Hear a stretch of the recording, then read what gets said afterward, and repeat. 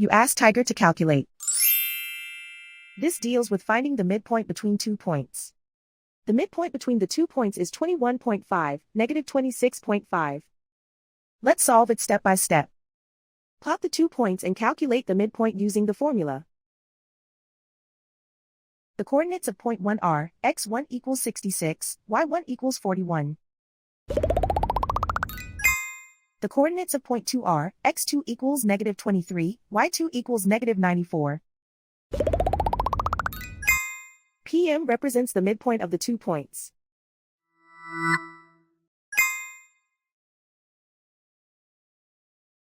Use the x values in the midpoint formula to find the midpoints x. x1 equals 66. x2 equals negative 23. Simplify the arithmetic.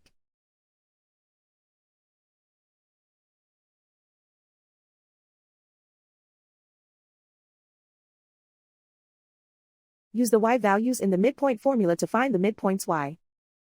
y1 equals 41.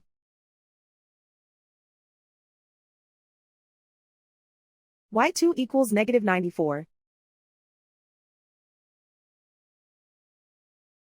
Simplify the arithmetic.